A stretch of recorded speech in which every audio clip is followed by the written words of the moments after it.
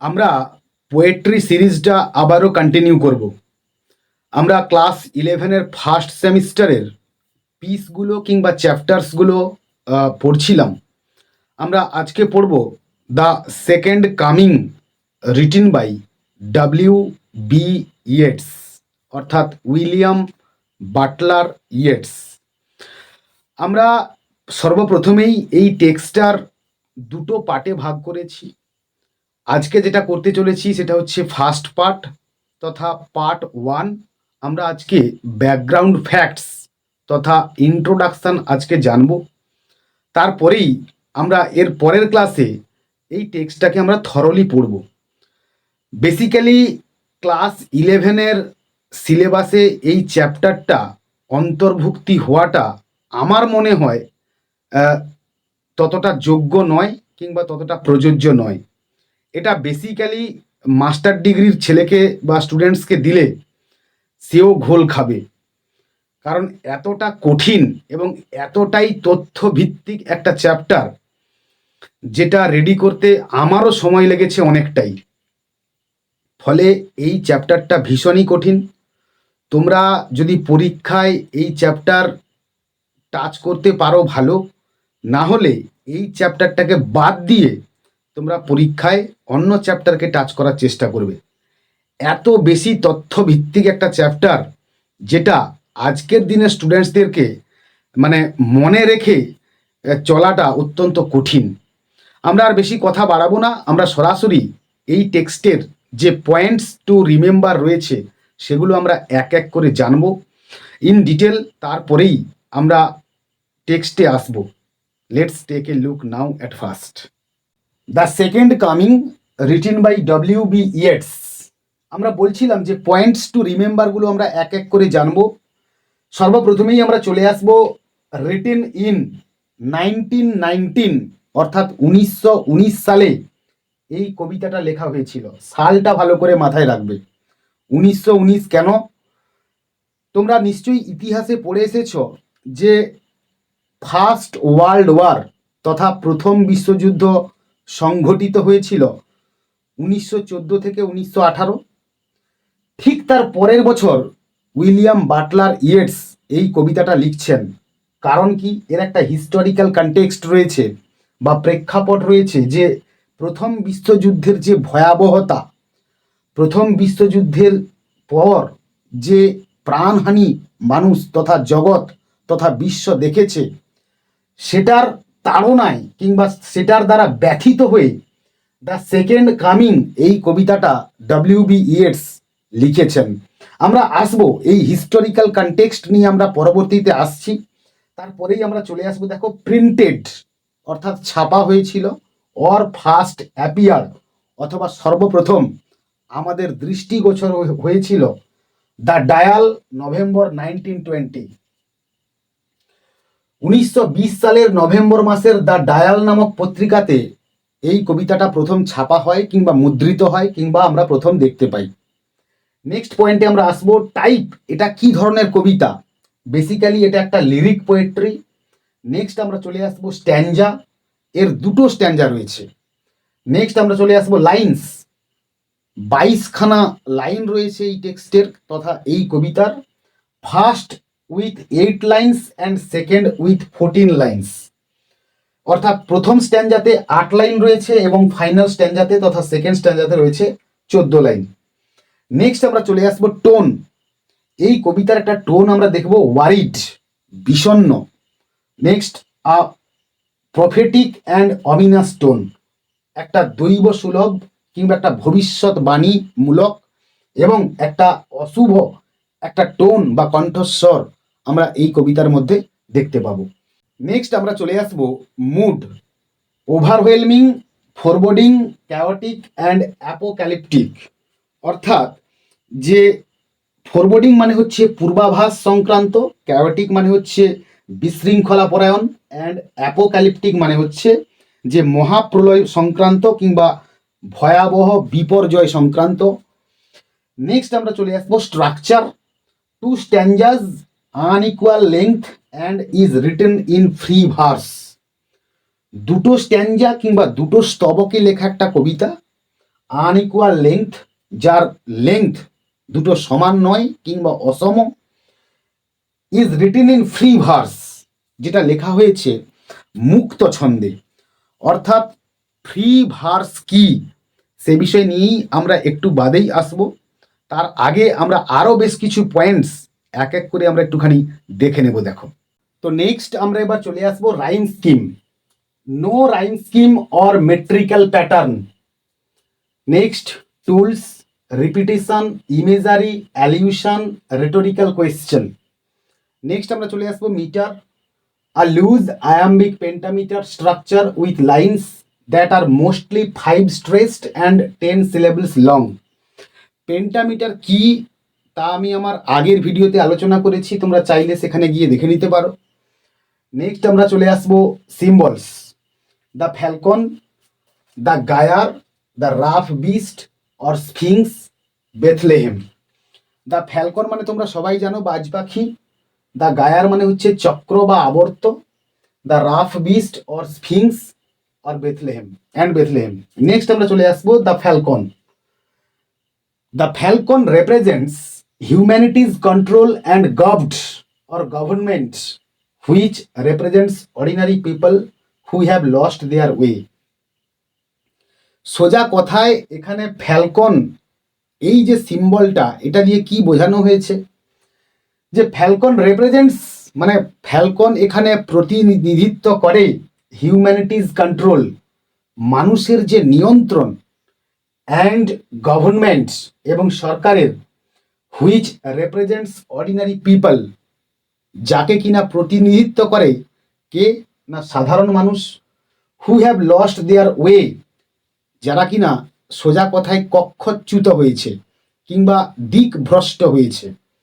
Next আমরা চলে আসবো দ্য গায়ার মানে হচ্ছে চক্র বা আবর্ত, আর সাইক্লিক্যাল প্যাটার্ন মানে হচ্ছে একটা বৃত্তাকার একটা পরিমণ্ডল, সিগনিফাইং হিস্টোরিক্যাল চেঞ্জ, যেটা কিনা মানে প্রতীকী হিসেবে দেখায় যে একটা ঐতিহাসিক পরিবর্তন, অ্যান্ড ক্যাওস এবং বিশৃঙ্খলা কিংবা নৈরাজ্য কিংবা অরাজকতাকে তুলে ধরে। নেক্সট আমরা চলে আসবো the rough beast symbolizes a destructive apocalyptic force which represents the antichrist. Christ মানে হচ্ছে জেসাস খ্রাইস্টের যারা অনুগামী, যারা তাদেরকে সেই ধর্মে ধর্মাবলম্বী, তাদেরকে খ্রিস্ট বা ক্রাইস্ট বলা হয় বা খ্রিস্টান বলা হয়। আর অ্যান্টি ক্রাইস্ট মানে হচ্ছে খ্রিস্টান বিরোধী কিংবা খ্রিস্ট বিরোধী কিংবা খ্রিস্ট ধর্ম বিরোধী। তো তার আগে একটুখানি বলে নিই যে the rough beast symbolises a destructive apocalyptic force, symbolise করে না একটা ধ্বংসাত্মক এবং apocalyptic force, which represents the Christ, যেটা ক্রাইস্ট অ্যান্টি ক্রাইস্ট, যেটা খ্রিস্ট বিরোধীকে এখানে তুলে ধরে। নেক্সট আমরা চলে আসবো Bethlehem. Bethlehem representing the birth place of Jesus. তোমরা সবাই জানো যে বেথলেহেম এই শহরটা যিশু খ্রিস্টের জন্মভূমি বা জন্মস্থান, highlighting the potential end of a Christian era, আর যেটা কিনা আলোকপাত করে যে পটেন্সিয়াল এন্ড মানে একটা সম্ভাবনাময় শেষ বা সমাপ্তি অফ ক্রিশ্চিয়ান এরা, অর্থাৎ খ্রিস্ট যে যুগ তার যে একটা সমাপ্তি হতে চলেছে সেটাই কিনা এখানে তুলে ধরা হয়েছে। আমরা আরও বেশ কিছু পয়েন্টস নিয়ে আসছি।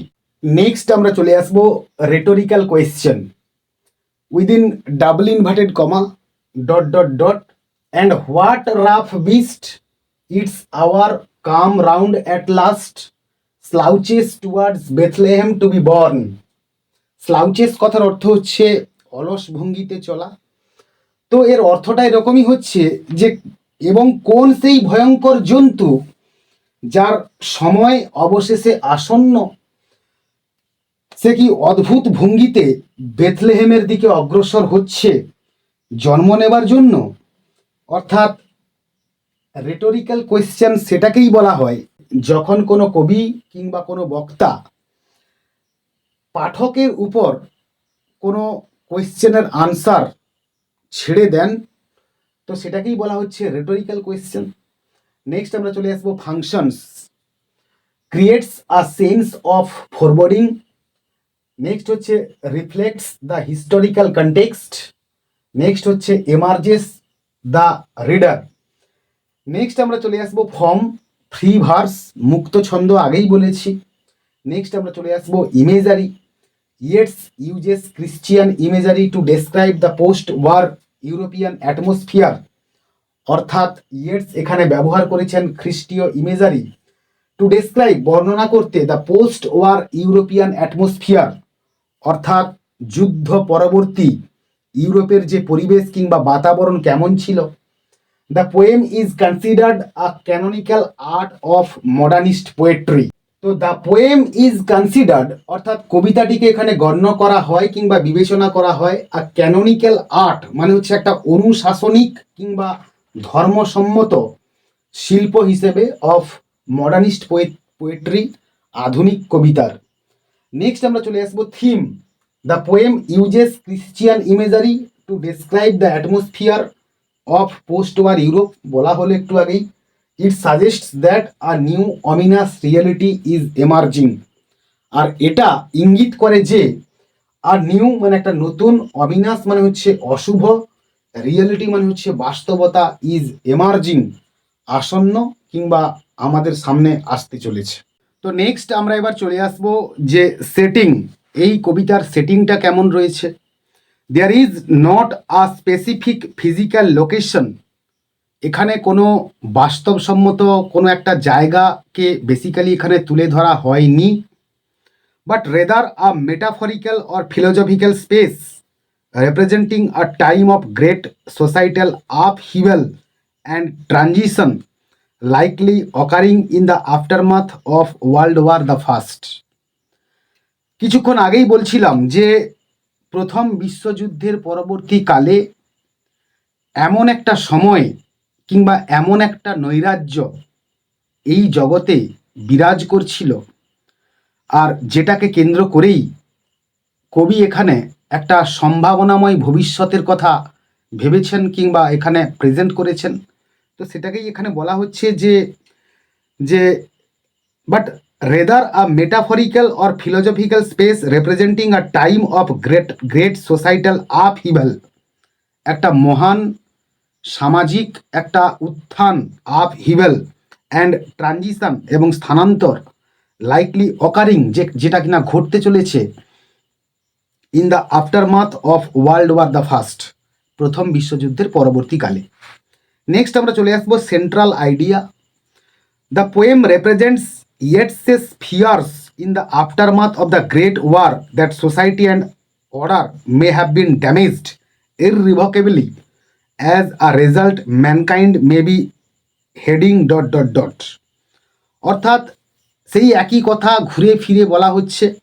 The poem represents Yeats's fears, এই কবিতাটা উপস্থাপিত করে ইয়েটসের যে ভয়, ভীতি, আশঙ্কা, in the aftermath of the Great War, ওই বিশাল যুদ্ধের পরবর্তীকালে, দ্যাট সোসাইটি অ্যান্ড অর্ডার, যেটা কিনা সমাজ এবং তার সমস্ত কিছু যে ব্যাপারগুলো রয়েছে, অর্থাৎ সমাজের সঙ্গে যা যা চলে আর কি, মে হ্যাভ বিন ড্যামেজড, হতে পারে নষ্ট হয়ে যেতে পারে, ইররিভোকেবলি অর্থাৎ অপরিবর্তনীয়ভাবে কিংবা অনড়ভাবে, অ্যাজ এ রেজাল্ট আর ফলস্বরূপ, ম্যানকাইন্ড মে বি হেডিং, মানব সভ্যতা কিংবা মানব জাতি অগ্রসর হচ্ছে ডট ডট ডট, মানে একটা অশনি সংকেত এখানে তিনি তুলে ধরেছেন।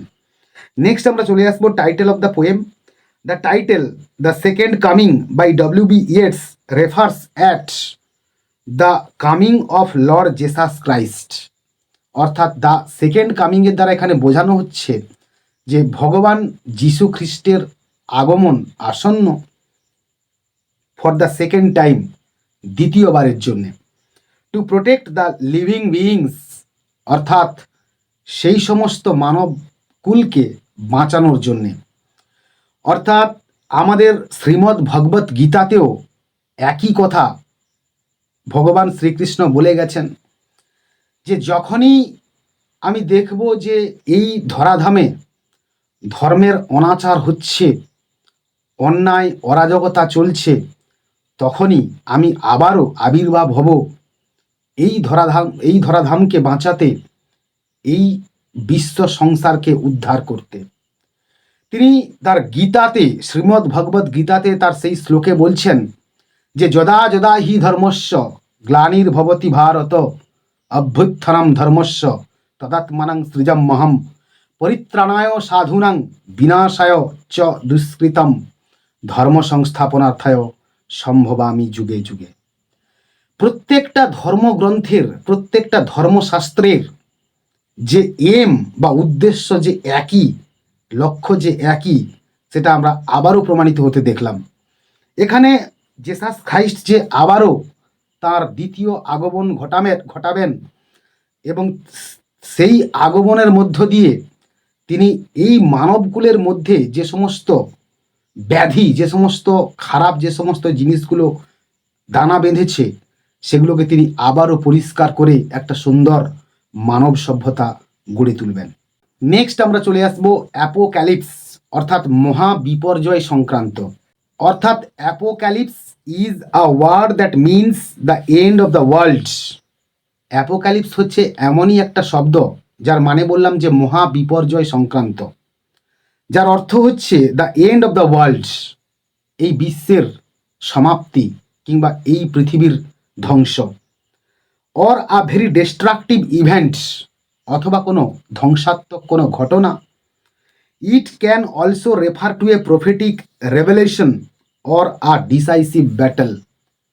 অর্থাৎ ইট ক্যান অলসো রেফার, এটা কিনা আরও নির্দেশ করে, টু আ প্রফেটিক রেভেলেশন, একটা ভবিষ্যৎবাণীমূলক একটা আগমন বা জাগরণ কিংবা উন্মোচন, অর আ ডিসাইসিভ ব্যাটল, কিংবা একটা চূড়ান্ত যুদ্ধ। নেক্সট আমরা চলে আসবো বিবলিক্যাল অ্যালিউশন। এখানে বেশ কিছু বিবলিক্যাল অ্যালিউশন আমরা দেখতে পাবো। The title the second Coming directly references the Christian belief in Jesus's return. অর্থাৎ এই টাইটেলের দ্বারা পরিষ্কার হয়ে যায় যে জেসাসের যে আগমন, যেটা কিনা আসন্ন।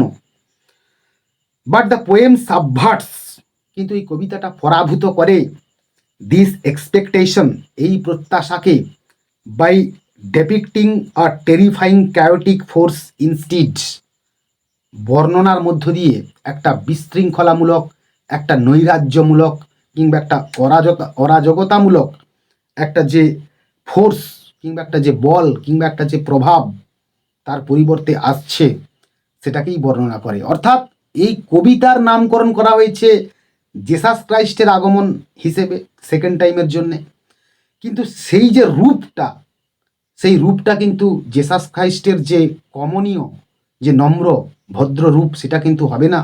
সেটা হবে কেমন? অত্যন্ত ভয়ঙ্কর, বিশৃঙ্খলাপরায়ণ একটা বল কিংবা একটা ফোর্স কিংবা একটা শক্তি হিসেবে। নেক্সট আমরা চলে আসবো ফ্রি ভার্স। বলছিলাম যে ফ্রি ভার্স কি, আমরা একটু পরেই আলোচনা করব। দেখো, ফ্রি ভার্স এটা হচ্ছে একটা লিটারারি টার্ম। এরকম বহু শত শত লিটারারি টার্ম তোমরা শিখবে যখন ইংলিশ লিটারেচার পড়তে যাবে। তো এই ফ্রি ভার্স হচ্ছে often called verse libre or polyrhythmic verse, অর্থাৎ মিশ্র ছন্দযুক্ত একটা কবিতা। Free verse is distinguished by an irregular metrical pattern. Free verse যেটা কিনা একটা ইররেগুলার, অপ্রাত্যহিক কিংবা একটা অসম যে একটা কবিতা লেখার প্যাটার্ন কিংবা ধরনকে এখানে তুলে ধরা হবে। And use of Cadence, Cadence মানে হচ্ছে সুরের মূর্ছনা কিংবা সুরপ্রবাহ, একটা সুরের মূর্ছনা এখানে দেখা যাবে। রেদার দেন ইউনিফর্ম মেট্রিক্যাল ফিট, একটা গতানুগতিক যে মেট্রিক্যাল ফিট কিংবা যে ছন্দগুলো হয়, সেটাকে বাদ দিয়ে এখানে একটা সুরের মূর্ছনা কিংবা সুরের প্রবাহ একটা ইররেগুলার ওয়েতে আমরা দেখতে পাবো। ইন কনভেনশনাল ভার্স, অর্থাৎ চিরাচরিত যে কবিতাগুলো, প্রথাগত যে কবিতাগুলো, the unit is the foot or the line, যার একক হচ্ছে ফুট অথবা লাইনের অন্তর্নিহিত রয়েছে। ইন ফ্রি ভার্স, মুক্ত ছন্দে, the unit is the stanza or strophe. আর মুক্ত ছন্দের ক্ষেত্রে আমরা দেখব যে যার এককটা অন্তর্নিহিত রয়েছে তার কিসে, স্তবকে কিংবা অর স্ট্রফি অথবা কবিতার স্তবকে কিংবা স্ট্যাঞ্জার মধ্যে রয়েছে। আমরা এই ফ্রি ভার্সকে আরও একরকমভাবে পেয়েছি, আরও এক জায়গায় আমরা সেটাও দেখব। Free verse is a style of poetry that does not adhere to any strict predetermined patterns of metre, rhyme scheme or line length. বলা হচ্ছে free verse is a style of poetry, মুক্ত ছন্দ হচ্ছে এমনই একটা কবিতা লেখার ধরন, that does not adhere to মানে হচ্ছে মেনে চলা, যেটা কিনা মেনে চলে না বা লেগে থাকে না, এনি স্ট্রিক্ট কোনো কঠোর বা কোনো নির্দিষ্ট, predetermined patterns of metre অর্থাৎ পূর্ব নির্ধারিত কোনো মিটারকে ফলো করে না কিংবা অনুসরণ করে না, রাইম স্কিম কিংবা কোনো রাইম স্কিমকে অর্থাৎ কোনো মিটার কিংবা রাইম স্কিমকে মানে অনুসরণ করার ধার ধারে না সোজা কথায়, অর লাইন লেংথ অথবা লাইন কিংবা তার লেংথ কতটা হবে, দূরত্ব কতটা হবে, বড় কতটা হবে, সেটাকে অনুসরণ করে না। আজকের ক্লাস আমরা এখানেই শেষ করলাম। আমরা এই টেক্সটের কিংবা এই পোয়েট্রির পরের পার্ট তথা টেক্সট পার্ট নিয়ে আমরা পরের ক্লাসে আসছি। এই পর্যন্ত যদি তোমাদের কাজে লেগে থাকে কিংবা ভালো লেগে থাকে তো অবশ্যই একটা লাইক করো এবং পারলে বন্ধুদের মধ্যে শেয়ার করো এবং একটু চ্যানেলটা সাবস্ক্রাইব করে রেখো পরবর্তীকালে আরও নতুন নতুন ভিডিও সঙ্গে সঙ্গে পাওয়ার জন্যে। আর ততক্ষণ পর্যন্ত keep watching my channel, keep smiling and stay blessed.